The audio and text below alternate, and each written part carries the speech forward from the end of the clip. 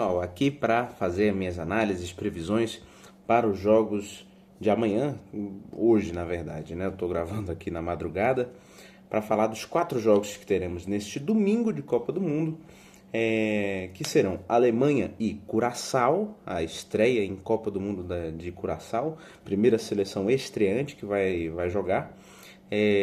Teremos Holanda, por isso o uniforme, e Japão, Costa do Marfim e Equador, e também Suécia e Tunísia. Vamos lá. Alemanha e Curaçao é, entre esses jogos, com maior disparidade. Né? Talvez seja o jogo dessa primeira rodada com maior disparidade, se não o da fase de grupos inteira. Né?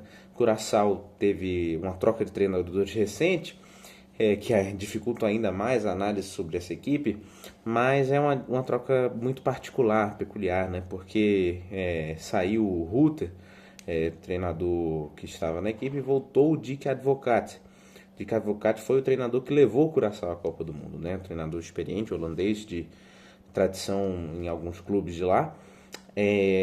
Curaçao é um território ultramarino holandês, né? Vale salientar. Mas ainda assim a seleção da Alemanha, por mais que seja questionada, por mais que não tenha, por exemplo, o Musiala, um dos principais nomes, um cara que ficou lesionado durante boa parte da temporada. O Julian Nagelsmann é um cara muito questionado por lá. A Alemanha fez um ciclo muito tortuoso, né? Trocou no meio do ciclo, saiu Hans Flick e chegou o Nagelsmann. Ainda assim eu acho que a Alemanha tem tudo para fazer um jogo bem tranquilo, com uma goleada larga contra a seleção de Curaçao. Apesar de que eu achava que o Haiti também seria parecido, mas o Haiti fez um jogo muito qualificado. Eu acho que é um pouco diferente, né? Acho que a seleção do Haiti é um pouquinho melhor do que a seleção de Curaçao. Eu apostaria um 5-0 para a seleção da Alemanha, tá? Pensei no 6, vou no 5. Holanda e Japão, por outro lado, acho que tem tudo para ser um dos melhores jogos dessa fase de grupos, tá? A seleção holandesa é uma seleção que tem um meio de campo fortíssimo, uma defesa bastante sólida, alas laterais que apoiam muito bem, mas tem um ataque questionado, né? Depay, que vem uma temporada bem complicada no Corinthians, Gakpo, a mesma coisa no Liverpool, e um outro jogador de lado que já é mais questionado. O Malen seria essa peça mais indicada, fez uma boa temporada na Roma, mas o Ronald Koeman é um cara bastante teimoso, costuma colocar outros nomes por ali. Enfim, a Holanda tem boas opções e é um time que não joga naquele estilo de futebol total que nós nos acostumamos a ver, essa Holanda do Johan Cruyff jogar, mas é um time bastante qualificado. Quando nós vemos o Japão do outro lado, é um Japão que consegue ficar de frente a frente bem contra as seleções do calibre da Holanda, né? Ganhou recentemente do Brasil, ganhou recentemente da Inglaterra em Wembley, ganhou na última Copa do Mundo da Alemanha e da Espanha, inclusive depois da Copa voltou a vencer a Alemanha. É um Japão muito o que nós vimos do Marrocos, um time muito tecnicamente qualificado, um time rápido, um time que tem trocas de passe muito aceleradas, mas obviamente bem calculadas.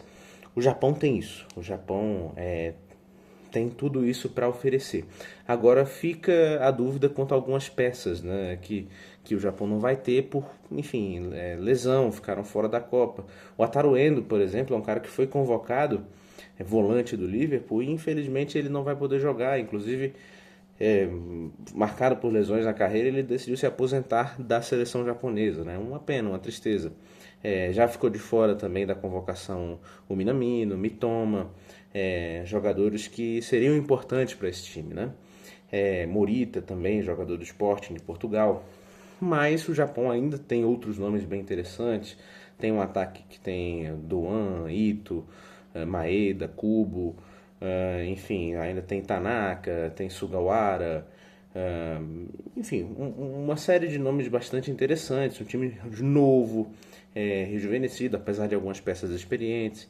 O Japão é um time bastante interessante, é um time para a gente ficar de olho, mesmo com as ausências. Eu, inclusive, estou apostando numa zebra nesse jogo. Eu acho que vai dar Japão por 2-1, tá certo? Acho que um outro jogo que tem grande potencial nessa Copa do Mundo, um dos jogos bem interessantes dessa fase de grupos é Costa do Marfim e Equador. Duas equipes que muita gente aposta que podem ser zebras, que podem avançar longe nessa Copa do Mundo. Eu também acho a Costa do Marfim um time que eu gosto bastante. É um time fisicamente muito forte, mas muito rápido. É aquele clássico time africano, né, que tem pontas muito céleres, no caso de Adingra, de PP, enfim, e um time muito rejuvenescido, é um dos times mais novos da Copa do Mundo, né? Tirou algumas figuras como o Guessan, como o Boli, e agora tem, perdão, o Guessan não, o Haller, né? O Guessan é um dos novos nomes. Yan Diomandé é um cara que muita gente aposta que pode ser um nome muito interessante. Você vê, ele é um dos caras com mais dribles completados na temporada europeia. Então o time da Costa do Marfim é um time novo, dinâmico, muito divertido de ver jogar. Enquanto o Equador é um time muito sólido, né? Um time que também tem bastante velocidade, é um time com a bola muito qualificado, mas que tem uma defesa muito bem estruturada, né? Uma das melhores zagas do mundo hoje, com Hincapié, Pacho, Ordonhes, Estupinhan, por exemplo. E ainda um dos grandes meias do mundo, no caso do Caicedo, mas é um time que tem dificuldade em fazer gols, né? A seleção do Equador não costuma ser a melhor quando se trata de botar a bola na rede. E eu tô apostando, inclusive, que vamos ter uma vitória da Costa do Marfim. Diria que por 3-1, mas acho que tem tudo para ser um jogo bem animado, tá? E aí fechando com Suécia e Tunísia. A Suécia teve muito problema para se classificar, mas tem dois nomes muito grandes no ataque, né? Isaac do Liverpool e Gyökeres do Arsenal. É um time que joga com 3 zagueiros, é um time que precisa da transição para jogar, precisa de campo.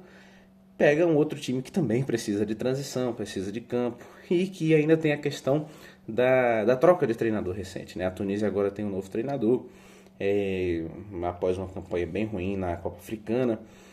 Mudou meio time, agora tem várias peças mais novas, gente pouco experimentada na seleção.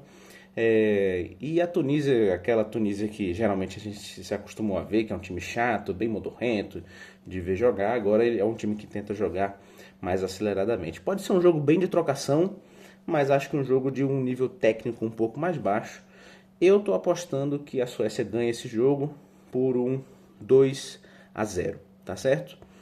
Deixe seus palpites nos comentários. Vamos ver como é que vai o nosso bolão. Até a próxima.